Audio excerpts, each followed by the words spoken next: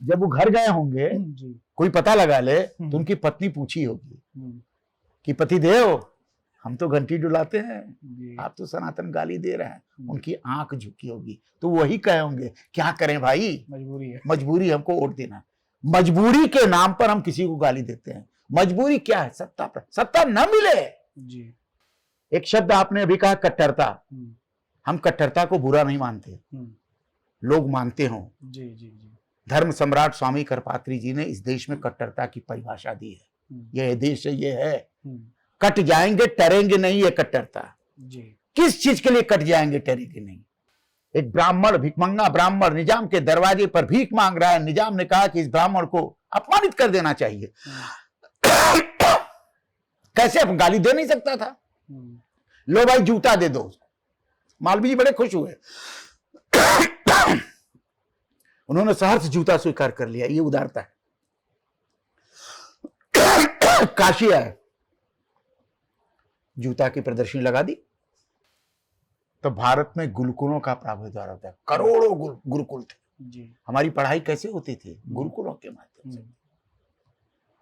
अब अंग्रेज आए तो उनको लगा कि हम कैसे बिना शिक्षा व्यवस्था को चेंज किए जी, हम भारतीयों को मानसिक गुलाम नहीं बना सकते। तो उन्होंने शिक्षा पर हमला किया, कहा कि गुरुकुल क्या है, एक गुरुकुल बेकार चीज होते हैं, इनको हम क्यों शिक्षा करें? आधुनिक शिक्षा हम ले आएंगे, भाषा की शिक्षा ले, अंग्रेजी शिक्षा ले आएंगे। तो यूरोपियन जो शिक्षा थी उसको लाने का प्रयास किया। मैकाले को उसकी योजनाकार बनाया गया। मैकाले ने उस शिक्षा को आगे ले आने का प्रयास किया। धीरे धीरे भारत उसमें डूब गया, उनको अच्छा लगने लगा जी। गुरुकुल में तपस्या होती है महाराज जी जी। अगर धर्म अफीम है तो उदारता अफीम है, अगर धर्म अफीम है तो परोपकार अफीम है, अगर धर्म अफीम है तो कल्याण अफीम है, अगर धर्म अफीम है तो सहृदयता अफीम है, अगर धर्म अफीम है तो एकजुटता अफीम है, अगर धर्म अफीम है तो विनम्रता अफीम है, अगर धर्म अफीम है तो माता पिता के प्रति कट्टर होना, कट्टर समर्पित होना अफीम है। क्या इसको अफीम मानने को तैयार है लोग? मैं आपको उदाहरण के एक प्रोफेसर वामपंथी, मैं नाम नहीं लेना चाहता उनका, वो बड़े भारी वामपंथी, मंदिर की तरफ देख के थूकते थे, रामायण को गर्त में फेंकते थे, झोला टांग करके वामपंथ का प्रगतिशीलता की बात करते थे। अंतिम समय आया, उन्होंने अपने बेटे को बुलाया, कहा कि बेटा अब तो हमारा अंतिम समय है, मेरा संस्कार भारतीय हिंदू धर्म के अनुसार होना चाहिए। कौन सा दोगलापन है ये? अगर तुम वामपंथी हो तो तुम्हारा कुत्तों की तरह मनुष्य का शव कुछ नहीं, तो वामपंथ तो मान शव क्या, कुत्तों को खेल तो खिला दो। और मार्क्स ने भारतीय ग्रंथों को पढ़ के उसको मूल्यों से उसको अपने को स्थापित करने के उसने मूल्यों को उलट दिया। तावे पर रोटी पलटी जाती है, और वो जो उल्टा हुआ, रोटी उल्टी वामपंथ की, वो लोगों को सूट कर गई और चल पड़ी, उसका प्रतिरोध करने वाला कोई नहीं था, तावा ही उलट दिया, तावा ही उलट दिया। आज भारत में प्रतिरोधक क्षमता है, आज भारत वामपंथ को जवाब देने में सक्षम है। साइंस का राष्ट्रीय जो एसोसिएशन के राष्ट्रीय समिति में जुड़ा हुआ हूँ। 10 साल पहले जब मैं अपनी बात भारतीयता की बात करता था तो सबको बुलाते नहीं थे, कहता रे छोड़िए वो। मैं जब कहता था एतद् देश प्रसूतस्य सखा साधग्र जन्मना स्वयं स्वयं चरित्र शिक्षेरन पृथिव्याम सर्वमानवा, जब हम पृथ्वी के सभी मानवों को शिक्षित करने की बात करते थे तो कहते थे पागल आदमी। राजनीति पीयूष नामक एक ग्रंथ है जिसने कहता है कि जिसमें हम संस्कृत का वो वर्ड हमको याद नहीं है, लेकिन उसका अर्थ ये याद है कि भारत ने ही लोकतंत्र को दुनिया में स्थापित किया। वो ग्रंथ है 6वीं शताब्दी का, जिसमें अमेरिका कुछ था ही नहीं। जय हिंद, वंदे मातरम। एक्सपोज टाइम्स में आप सभी दर्शकों का बहुत स्वागत है। मैं हूं मनीष श्रीवास्तव। आज का ये वीडियो उस वीडियो का अगला पार्ट है जिसमें हमने आपको बताया था कि मोदी भक्त कौन है, और हमने आपको मिलवाया था उन मोदी भक्त से जो काशी के रहने वाले हैं, काशी हिंदू विश्वविद्यालय में समाजशास्त्र विभाग के डीन रह चुके हैं। धर्म पे, राजनीति पे और इससे भी अलग कई विषयों पे उन्होंने कई पुस्तकें लिखी हैं। आज के इस वीडियो में हम उनसे बात कर रहे हैं उनकी जो सनातन का विरोध करते हैं, जो सनातन के विरोध की राजनीति करते हैं, और इसके साथ ही हम बात करेंगे उस एक इकोसिस्टम की जिसे हम वामपंथ के नाम से जानते हैं।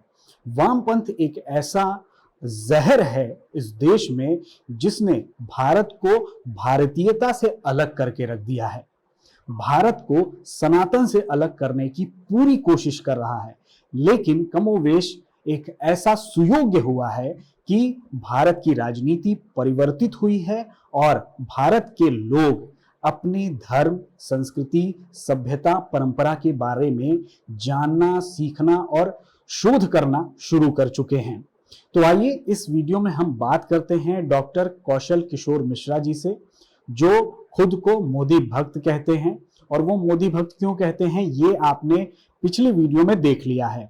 तो इस वीडियो की शुरुआत हो, इस साक्षात्कार की शुरुआत हो, उससे पहले आप सभी दर्शक हमारे चैनल को सब्सक्राइब कर लें, बेल आइकन प्रेस कर लें ताकि हर वीडियो का नोटिफिकेशन आप तक पहुंचता रहे। लाइक करें, कमेंट करके हमें जरूर बताएं कि आपको हमारा ये प्रयास कैसा लग रहा है और इसे ज्यादा से ज्यादा लोगों तक पहुंचाएं। और अगर आप हमारा आर्थिक सहयोग करना चाहते हैं, जो कि हमें जरूरत है, तो आप हमें इस QR कोड के माध्यम से आर्थिक सहयोग कर सकते हैं। तो आइए बात करते हैं डॉक्टर कौशल किशोर मिश्र जी से।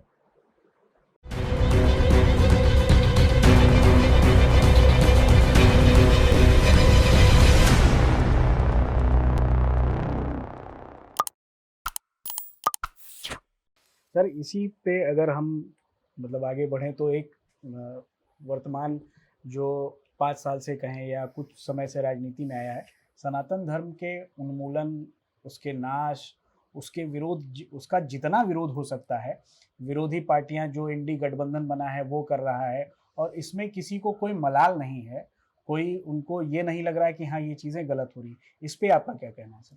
सत्ता लोभी लोग हैं, उनको लगता है कि सनातन धर्म को गाली करने से हमारा वोट बढ़ जाएगा। एक वर्ग विशेष को खुश करने का प्रयास करते हैं। आप सोचिए, उन लोगों को मेरा सलाह है कि जिनको खुश करने के लिए आप, उनके मन में भी मलाल होगा, अगर आप उनका DNA टेस्ट कराएं या उनका स्कैन करा दें तो उनको लगेगा गलती तो गुरु हमने बोल दी है, लेकिन अब क्या करें, हमारा रास्ता ही उठवे नहीं मिलेगा तो हम क्या करें। जोड़ना चाहूंगा कि जो जिन्होंने बोला था वहाँ के क्या नाम है, उदयनिधि स्टालिन, उनके परिवार में उनकी पत्नी और उनकी माता पूरे सनातन परंपरा की पूजा पाठ और सारी पद्धतियां निभाती हैं और वो मंच पे खड़े होकर इस तरह की बात करते। जब वो घर गए होंगे, कोई पता लगा ले तो उनकी पत्नी पूछी होगी कि पति देव, हम तो घंटी डुलाते हैं, आप तो सनातन गाली दे रहे हैं। उनकी आंख झुकी होगी तो वही कहे होंगे क्या करें भाई, मजबूरी है, मजबूरी हमको वोट देना। मजबूरी के नाम पर हम किसी को गाली देते हैं। मजबूरी क्या है? सत्ता न मिले जी। एक शब्द आपने अभी कहा, कट्टरता। हम कट्टरता को बुरा नहीं मानते, लोग मानते हो। जी जी जी। धर्म सम्राट स्वामी करपात्री जी ने इस देश में कट्टरता की परिभाषा दी है। यह देश है, ये है, कट जाएंगे टरेंगे नहीं, ये कट्टरता जी। किस चीज के लिए कट जाएंगे टरेंगे नहीं? अपने उसूलों के प्रति, अपने संस्कार के प्रति, अपने परिवार के प्रति, अपने माता पिता के प्रति, अपने भाई बांधव के प्रति, अपने देश के प्रति, जो भी हमारा कर्तव्य है उसको, उसके लिए कट जाएंगे टरेंगे। आप हमको कट्टर कहिए चाहे जो मन के सो कहिए, हम कट्टर हैं, हमको कोई मलाल नहीं, हम कट्टर हैं। कट्टर का मतलब कि सबका गर्दन काटना नहीं होता, कट्टर का मतलब जिहाद भी नहीं होता। मैं साफ साफ बात करना चाहता हूं, जिहाद कट्टरता का पर्याय नहीं हो सकता। जिहाद दूसरे को समाप्त कर अपने को स्थापित करने का एक परिभाषा है। कट्टरता किसी मूल्य, किसी संस्कृति, किसी विचारधारा के समर्पित होने का नाम है। दोनों में अंतर जी जी। भारतीयों ने कभी किसी का गला नहीं काटा, गला कटवाया जी, अपना गला कटवाया। राणा प्रताप इसको उदाहरण है, भगत सिंह उसके उदाहरण है, राजगुरु उसके उदाहरण है, चंद्रशेखर इसके उदाहरण है। कटारा क्या उनको जरूरत पड़ी थी गोली शहीद होने की? भगत सिंह राज करते, सुखदेव फांसी पे क्यों चढ़े जी? चंद्रशेखर आजाद ने अपने परिवार छोड़ करके मातृभूमि के लिए अपनी कुर्बानी क्यों दी जी? करते, कट्टर थे। किसके प्रति? राष्ट्र के प्रति। हमको गुलामी पसंद नहीं है। हमारा देश किसी ने किसी ने अतिक्रमण हमारे देश पर किया, उनको हटना चाहिए। उसके लिए हमारा जीवन रहे न रहे कोई, लेकिन हमारा जंजीर हमारी भारत माता का टूट जाता है तो मुझे रहने न रहने पर कोई फर्क नहीं पड़ता। ये भाव, ये कट्टरता है। इस कट्टरता को लोग गाली देते हैं। कट जाएंगे टेरेंगे नहीं अपराध है क्या? हम संविधान के प्रति कट्टर हैं, कट जाएंगे टेरेंगे अपराध है क्या? हम आतंकवाद को नाश करने के लिए कट्टर हैं, आतंकवाद का नाश नहीं होना चाहिए क्या? हम हिंसा को खत्म करने के लिए कट्टर हैं, हिंसा होनी चाहिए क्या? हम परोपकार करने के लिए कट्टर हैं, हम परोपकार न करें क्या? इसमें कौन सा अपराध है? हम परोपकार ही ना करें, क्या करें? सबको लूट लें, घर भर लें, और जाएंगे कहां? हम कितने दिन की जिंदगी है? और इतिहास इस बात का गवाह है कि जो लोग कट्टरता के नकारात्मक स्वरूप को लेकर जिए उनको इतिहास कभी याद नहीं करता। जिन लोगों ने परोपकार किया, जिन लोगों ने अपना जीवन किसी उद्देश्य के लिए तय किया, वो इतिहास पुरुष पर करके उनके 100 साल 400 साल बाद भी चमक रहे हैं। तुलसीदास इसके उदाहरण है, कबीर इसके उदाहरण है, रविदास इसके उदाहरण है, काशी में कीनाराम इसके उदाहरण है, उदाहरण है इसके। सही बात है। चमक रहे हैं, आज भी देवता की तरफ पूजे जा रहे हैं। देवता नहीं थे कीनाराम, तुलसीदास कीना नहीं थे। लोगों ने कोई संपत्ति नहीं किया, समाज के लिए किया। तो जो समाज के लिए, सर्व कल्याण के लिए, सर्व सुखोदय के लिए अगर काम करेगा तो देवता बन जाएगा। मालवीय जी, पंडित मदन मोहन मालवीय, भीख मांगा। उनको भीख मांगने की क्या जरूरत? अच्छे वकील थे, खूब कमा के मजा लेते, लेकिन उनका कट्टर थे, अपने देश के, भीख भी मांग लिया। निजाम के पास चले गए, हे निजाम, हैदराबाद का निजाम, कुछ दान दो। क्या करोगे? विश्वविद्यालय बनाऊंगा। क्यों बनाओगे? नालंदा हमारा जल गया, उसके प्रतिरूप में बनाऊंगा। हमसे नालंदा से क्या मतलब? नहीं मतलब है, देश में रहते हमको दो। एक ब्राह्मण, भिखमंगा ब्राह्मण निजाम के दरवाजे पर भीख मांग रहा है। निजाम ने कहा कि इस ब्राह्मण को अपमानित कर देना चाहिए। कैसे? अब गाली दे नहीं सकता था। लो भाई जूता दे दो। मालवीय जी बड़े खुश हुए, उन्होंने सहर्ष जूता स्वीकार कर लिया। ये उदारता है।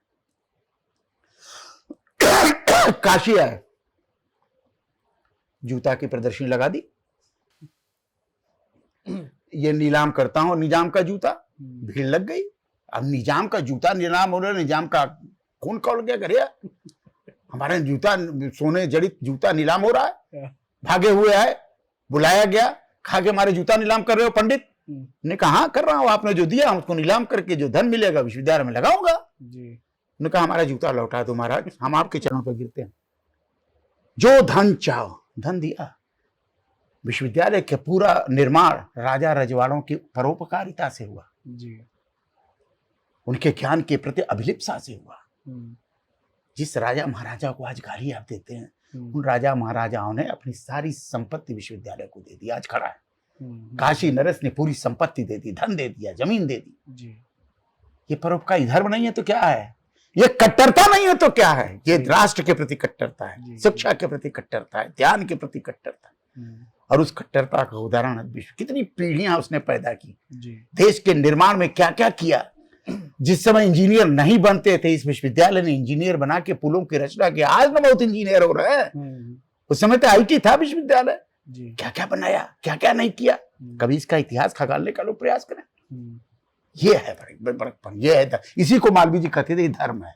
जी अच्छा सर, एक बड़ी अच्छी चीजें, एक बड़े अच्छे जगह पे आप ले आके छोड़े हैं हमें, कि जैसे विश्वविद्यालय मालवीय जी ने बनाया, और एक नरेटिव आप भी देख रहे हैं पिछले 1975 के बाद से जो वामपंथ का प्रभाव शिक्षा पे और जितने भी हमारे सिस्टम है जो उस पे चलता आ रहा है।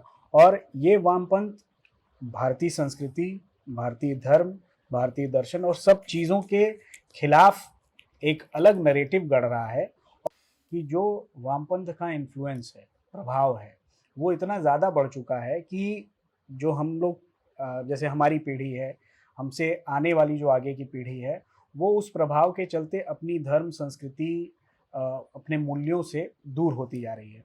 2010 के बाद एक परिवर्तन आया, 2014 के बाद एक परिवर्तन आया है, लेकिन जो वहाँ का नरेटिव गढ़ा गया है उसको ये काउंटर नहीं कर पा रहे हैं। तो इस पे एक तो आपका विचार क्या है और इसको काउंटर किया कैसे जाए सर? देखिए, वामपंथ और दक्षिणपंथ दो शब्द आते हैं, ये फेक शब्द हैं। किसी चीज को नैरेटिव सिद्ध करने के लिए फेक शब्द गढ़े जाते हैं। क्या है दक्षिणपंथ? दक्षिण में क्या है, अब वाम में हमारे क्या है, हमारा बायां हाथ है, काट दे इसको, बायां हाथ है ना, ये दायां हाथ है, हम दाहिने हाथ कर, ये दाहिना हाथ के बात कर रहे हैं, बायां हाथ के बात कर रहे हैं। अरे हाथ तो हाथ है भैया, दोनों हाथ के बिना शरीर नहीं चलता। हाथ काट दिए, एक हाथ काट दिया है तो हालत खराब हो जाती है। ये फेक नैरेटिव है। हुआ क्या कि भारत स्वतंत्र हुआ, अंग्रेजों का काल था, अंग्रेजों ने पूरे अपने कार्यकाल में भारतीय शिक्षा पर हमला किया। 18वीं शताब्दी में भारत में गुरुकुलों का प्रभुत्व था। जब दुनिया, विश्व के सारे देश अशिक्षित थे, तो भारत में गुरुकुलों का प्रावधान होता है। करोड़ों गुरुकुल थे। हमारी पढ़ाई कैसे होती थी? गुरुकुलों के माध्यम से। अब अंग्रेज आए तो उनको लगा कि हम कैसे बिना शिक्षा व्यवस्था को चेंज किए हम भारतीयों को मानसिक गुलाम नहीं बना सकते। तो उन्होंने शिक्षा पर हमला किया, कहा कि गुरुकुल क्या है, एक गुरुकुल बेकार चीज होते हैं, इनको हम क्यों शिक्षा करें, आधुनिक शिक्षा हम ले आएंगे, भाषा की शिक्षा ले, अंग्रेजी शिक्षा ले आएंगे। तो यूरोपियन जो शिक्षा थी उसको लाने का प्रयास किया। मैकाले को उसकी योजनाकार बनाया गया, मैकाले ने उस शिक्षा को आगे ले आने का प्रयास किया। धीरे धीरे भारत उसमें डूब गया, उनको अच्छा लगने लगा। गुरुकुल में तपस्या होती है महाराज, गुरुकुल में जो गुरु होता है तपस्या कराता है, तब ज्ञान मिलता है। आज भी जो तपस्या नहीं करता उसको ज्ञान नहीं, शिक्षा मिल जाएगा, ज्ञान नहीं मिलेगा। ज्ञान के लिए तो तपस्या करना पड़ेगा, रात रात भर जागना पड़ेगा, भूख प्यास अपना होना पड़ेगा, तब चीजें निकल के सामने आती हैं। उस समय के बाद अंग्रेजों ने, भारत स्वतंत्र हुआ, नेहरू प्रधानमंत्री बने। नेहरू न वामपंथी थे, न दक्षिणपंथी थे, न उदारवादी थे, नेहरू सत्तावादी थे। उनको सत्ता प्रिय थी, उनको स्वतंत्र भारत का प्रधानमंत्री बना, उसी में खुश थे वो। उन्होंने इस पर ध्यान ही नहीं दिया कि भारत में गुरुकुलों की परंपरा और शिक्षा व्यवस्था पर क्या होनी चाहिए। उन्होंने ऐसे लोगों को शिक्षा मंत्री बनाया जो शिक्षा का अर्थ ही नहीं समझते थे। और वो अंग्रेजियत की मैकाली शिक्षा जो चली वो चलती रही, पीढ़ियां आती रही, पीढ़ियां जाती रही। संस्कृत के पढ़ के हम क्या करेंगे, गुरुकुल में जाके हम क्या करेंगे, सवेरे से लेके खाने पीने हम तपस्या करके क्या करेंगे। हमको तो टिप टाप शिक्षा चाहिए। टिप टाप शिक्षा की, संकीर्ण शिक्षा की परंपरा शुरू हो गई। वामपंथियों ने इस पर कब्जा कर लिया। उस शिक्षा व्यवस्था में कैरिकुलम क्या हो, विषय सूची क्या, विषय क्या हो, उसको तय नेहरू ने नहीं किया। नेहरू ने को वामपंथियों ने ग्रिप में ले लिया, क्योंकि नेहरू जिस भारत की खोज नामक इतिहास के आधार पर इतिहास को देखते थे, दृष्टि रखते थे, वो वामपंथियों को, तथाकथित मार्क्सवादियों को सूट करता था। अब मार्क्सवाद क्या है, ये तो भारत का विचार रहा है नहीं, बाहर विदेश से आया। मार्क्स कहता है कि वर्ग संघर्ष हो, संघर्ष हो, दो वर्गों में संघर्ष हो, मजदूर में और अभिजात्य वर्ग में। मार्क्स कहता है कि हिंसा हो, मार्क्स कहता है कि अमीरों की संपत्ति लूट के मजदूरों को बांट दो।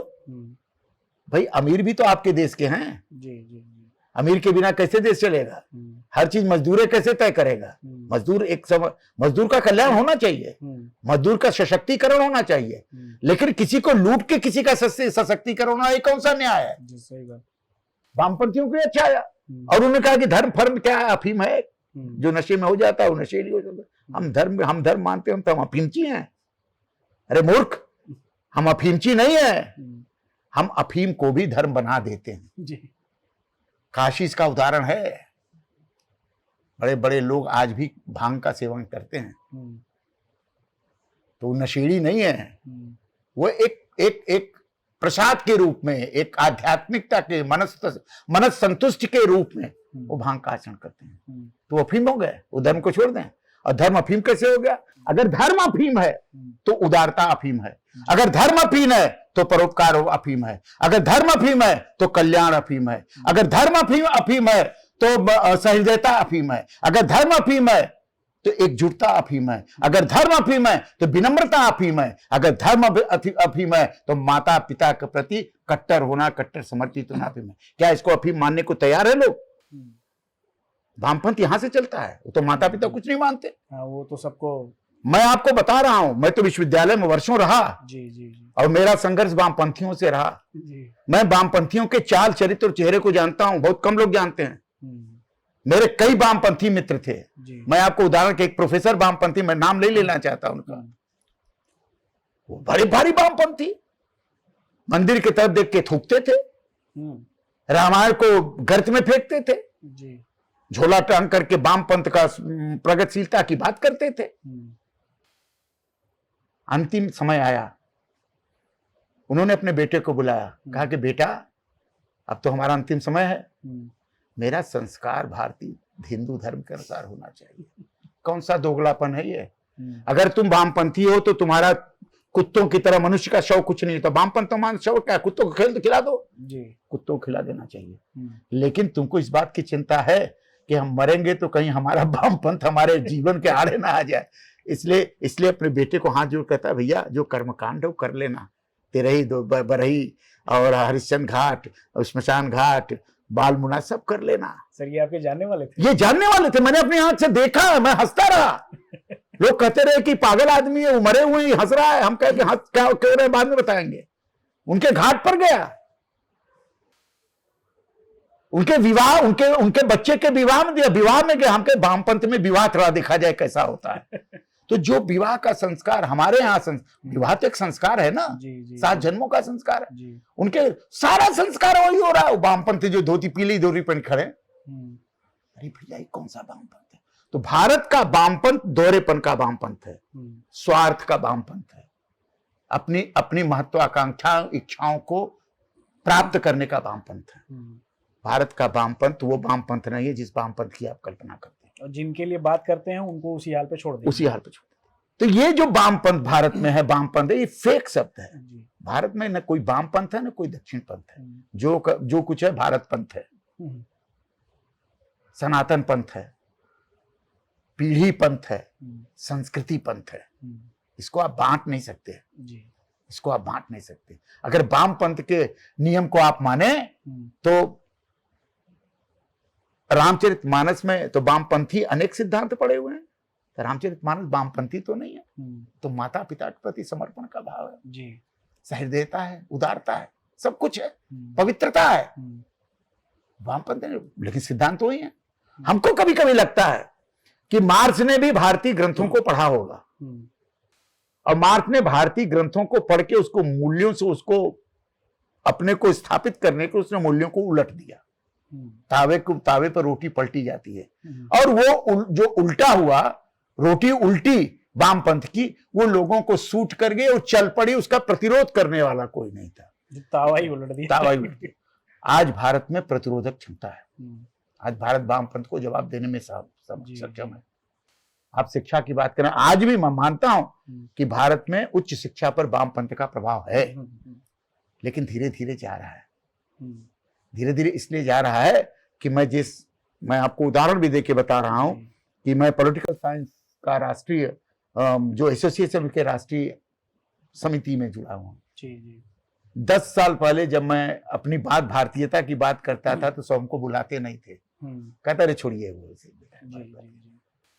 मैं जब कहता था एतद् देश प्रसूतस्य सखा सादग्र जन्मना स्वं स्वं चरित्र शिक्षेरन पृथिव्याम सर्वमानवा, जब हम पृथ्वी के सभी मानवों को शिक्षित करने की बात करते थे तो कहते थे पागल आदमी है, कहां पृथ्वी के लोग शिक्षित भारत कर देगा। जब हम कहते थे कि अलब्ध लाभार्थी लब्ध परिरक्षणी रक्षित विवर्धनी वृद्धेषु तीर्थेषु प्रतिपादनी, जब हम कहते थे जो प्राप्त न हो उसे प्राप्त करो, जो प्राप्त हो गया उसको संरक्षित करो, जो संरक्षित हो गया उसको वृद्ध करो, बढ़ाओ, और जब बढ़ गया तो समानता के आधार पर बांट दो, ये हमारा सिद्धांत है।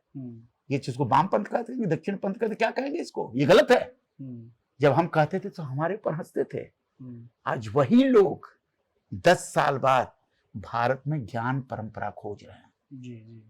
कहते हैं कि भारत में ज्ञान परंपरा अद्भुत है, उसको खोजने की। अरे भैया जब भारत की ज्ञान परंपराओं को भुला दिए तो खोजेंगे कैसे? शोध है अब। आप तो भूल गए भारत की ज्ञान परंपरा। अब कहते हैं कि कौशल जी आप भारत की ज्ञान परंपरा पर किताब लिखिए, कौशल जी आप भारत की ज्ञान परंपरा पर लेक्चर दिए। हम क्यों दें? हम आप जैसे मूर्खों के लिए क्यों दें? हमने तपस्या की अपने लिए, क्या मर जाएंगे? स्वांत सुखाय तुलसी रघुनाथ गाथा का सिद्धांत मेरा है, स्वांत सुखाय हमने ज्ञान किया है। कल तक तो आप रो रहे थे शिक्षा सत्ता परोक्ष नहीं होती जी। शिक्षा स्वतंत्र होती है, शिक्षा से शोध होता है, नई चीजों को खोज करना। आज उल्टा हो गया, मार्क्सवाद पुराना हो गया, भारत की ज्ञान परंपरा शोध परक हो गई। ये देखिए उल्टा मजा देखिए, क्या भारत की ज्ञान परंपरा में खोज रहे हैं कि राज्य की परिभाषा भी भारत ने दी क्या है। अब जब आप जानोगे नहीं है तो क्या हम तो वही पढ़ते पढ़ाते रहे, हंसी के पात्र बनते रहे। अब खोजो खोजो, स्वाम्यामात्यम पुरम राष्ट्रम कोश दंड सोहित था, 7 अंक होते हैं, खोजो। तुम 4 अंक कहते हो, हम 7 अंक कहते हैं। तुम विदेश नीति की बात करते हो तो हमारा भारत का विदेश मंत्री कहता है हनुमान से बड़ा कूटनीतिज्ञ कोई नहीं था। खोजो हनुमान चालीसा से कूटनीति खोजो, हनुमान चालीसा से राजधर्म खोजो, हनुमान चालीसा से सबका कल्याण खोजो। तो हनुमान चालीसा छोटा सा चीज है, भारत में कर लोग सोच रहे हैं। मैं आपको आश्चर्यचकित रह गया जब भारत का प्रधानमंत्री नरेंद्र मोदी संयुक्त राष्ट्र संघ में कहते हैं कि India the mother of democracy, शान से लोग मुता करने लगे, अरे डेमोक्रेसी का तो मदर अमेरिका है, डेमोक्रेसी का मदर तो इंग्लैंड है, ये कहां से पागल आदमी आगे बोल रहा है। उन्होंने कहा नहीं है, उन्होंने कहा कि है, मैं सिद्ध करना चाहता हूं। आज सिद्ध करें लोग भारत के, रो दिए लोग। है राजनीति पीयूष नामक एक ग्रंथ है जिसने कहता है कि जिसमें हम संस्कृत का वो वर्ड हमको याद नहीं है, लेकिन उसका अर्थ ये याद है कि भारत ने ही लोकतंत्र को दुनिया में स्थापित किया। वो ग्रंथ है 6वीं शताब्दी का, जिसमें अमेरिका कुछ था ही नहीं। आप खोजोगे नहीं तो कैसे मिलेगा। नालंदा में सारा ग्रंथ हमारा जल गया, हमारी ज्ञान की परंपरा जला दी गई। उसके बाद भी श्रुति और स्मृति परंपरा से हम जीवित हैं, और आज भारत की ज्ञान परंपरा पर खोज जारी है। उल्टा हो गया, खोज का आधार भारत की ज्ञान परंपरा, खोजा गया चीज वामपंथ जो बेकार हो गया, क्योंकि वामपंथ को कोई पूछने वाला नहीं। चीन जैसा वामपंथी देश पूंजीवादी हो गया महाराज। तो जितने भी देशों में वामपंथ आया वो खत्म हो गया, देश को बांट दिया, देश को बर्बाद कर दिया जी। भारत बर्बाद इसलिए नहीं होता कि कहीं ना कहीं उसका जो ऊर्जा स्रोत था, उसकी परंपराओं का, वो जीवित था, मरा नहीं था। उस बीज जीवित था, और जैसे ही बीज पर खाद पानी बढ़ा, वो बढ़ने लगा धीरे धीरे धीरे धीरे, बढ़ के कल वृक्ष हो जाएगा। फिर क्या करेंगे आप। आज दुनिया में सबसे बड़ा संकट ज्ञान का संकट है जी। शिक्षा का संकट नहीं, ज्ञान का संकट है। दुनिया में किसी देश के पास कोई ज्ञान नहीं, भारत के पास अकूत विराट और समुद्र से विराट ज्ञान परंपरा अभी भी दबी पड़ी है। उसको निकालने की जरूरत है, उसको आगे बढ़ाने की जरूरत है। और भारत की ज्ञान परंपरा जिस दिन उद्भूत हो जाएगी, उस दिन दुनिया भारत के चरणों पर नतमस्तक हो जाएगी। क्योंकि एक ही चीज ने पूरी भारत को, दुनिया को आश्चर्यचकित किया, वसुधैव कुटुंबकम। जब भारत कहता है कि हम तो भैया वसुधैव कुटुंबकम को मानते हैं, पूरी दुनिया हमारा परिवार है, परिवार में झगड़े हो सकते हैं, विवाद हो सकते हैं, लेकिन परिवार को नष्ट नहीं किया जा सकता। हम दुनिया के मानवीयता को नष्ट होने के पक्षधर नहीं है। भारत उस परिवार का अगुआ हो सकता है, बड़ा भाई हो सकता है, लेकिन हम पूरी दुनिया को एक साथ एक परिवार के रूप में चले। उसी में पर्यावरण बचेगा, उसी में नदियां बचेंगी, उसी में पहाड़ बचेंगे, उसी में जीवन बचेगा, उसी में पेड़ पौधे पशु पक्षी सब बच जाएंगे। और इनका बचना जरूरी है, क्योंकि मानव का बचना जरूरी है। जी जी सर, इसमें एक चीज जो हमारे जैसे दर्शक हैं, जो युवा हैं, जो ये वामपंथ है, इसको समझा कैसे जाए। जैसे हर जगह तो इस तरह के लोग हैं, और वो नरेशन को आज का जो युवा है या हमारे जो जनरेशन है, वो उस स्तर तक समझ नहीं पाता है। तो एक तो कैसे समझा जाए, उसका काउंटर कैसे किया जाए, और उनके प्रति जवाब हमारे पास क्या होना चाहिए। देखिए, समझने का तरीका, हम एक शिक्षक हैं, हमारा जो कार्य व्यवहार होगा उसी से बच्चा सीखेगा। हम ये गिरुआ पहन करके घूम रहे हैं, बहुत से प्रोफेसर टाई बना घूम रहे हैं। हम ये खोजते तो लड़का सोचता होगा कि ये तो डीन रहे, इनका देश में पॉलिटिकल साइंस में नाम है, ये सामान्य पैंट पहन करके और करिवा बन घूम रहे हैं, इनका सब लोग पैर छूना, क्या बात है, कौन सा गुण इनमें है। खोजेगा हमको, तो हमारे व्यवहार को समझेगा। व्यवहार बदलना पड़ेगा, अपना व्यक्तित्व बदलना पड़ेगा, अपनी सोच बदलनी पड़ेगी, अपनी परंपरा में लौटना पड़ेगा। मालवीय जी ने ही तो कहा था, लौटो तो दयानंद सरस्वती ने कहा लौटो वेदों की ओर, जिस दिन लौट जाओगे सब कुछ साफ हो जाएगा। नहीं लौटे आप। आज भारत चिल्ला रहा है कि हे युवाओं लौटो, अपने मूल की ओर लौटो। जैसे ही आप मूल की ओर लौटेंगे आप सब कुछ नया पाएंगे। उन्हीं के अंध प्रवाह में डूब जाएंगे तो वो आपको कुछ नहीं समझेंगे। काशी उसका उदाहरण है। एक कॉरिडोर छोटा सा बना दिया, क्या किया, ईंट पत्थर का एक बड़ा भव्य भव्यता बना दी। दुनिया क्या टूट जा रही है देखने के लिए। 80 घाट पर भीड़ क्यों हो रही है? घाट वही है, गंगा वही है, सीढ़ियां वही हैं, कुछ तो नयापन तो है नहीं। लेकिन जाके देख लीजिए, ये परिवर्तन है, ये सोच का परिवर्तन है। क्योंकि जब वो गंगा के किनारे जाके सीढ़ियों पर बैठते हैं तो उनको सीढ़ियों पर हजारों साल से पैदल चलने वाले ऋषियों की पदचाप की ऊर्जा प्राप्त होती है। ये काशी की सीढ़ियां नहीं है भैया, पत्थर नहीं है।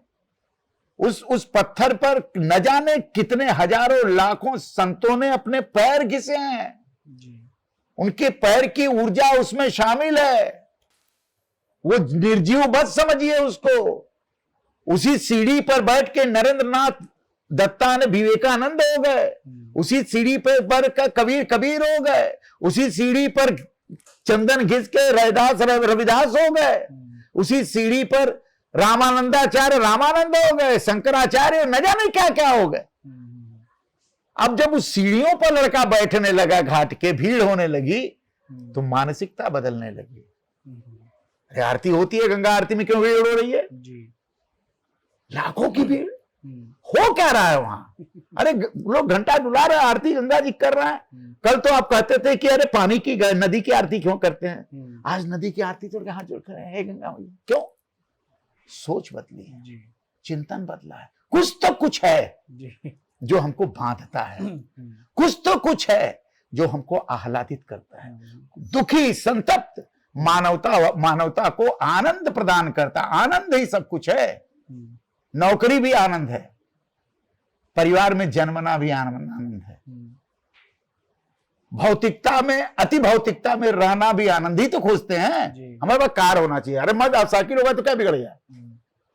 क्योंकि साइकिल वाला छोटा, हम कार पे थोड़ा चलते आनंद के लिए। लेकिन साइकिल वाला सोचता है बेकार है कार, हम तो साइकिल ही पर आनंद प्राप्त करें। तो आनंद की खोज, शिक्षा आनंद की खोज है, संस्कृति आनंद की खोज है, धर्म आनंद की खोज है, उपासना पद्धति आनंद की खोज है। इसको परमानंद तक ले जाते हैं। यही ऋषित्व है, यही भाव है। और आज का युवा आनंद खोजता है, और आनंद जब उसको भौतिकता में नहीं मिलता तो अपने मूलता में लौटता है। और यह मूलता में लौटा वामपंथ का जवाब है। बहुत बहुत धन्यवाद सर।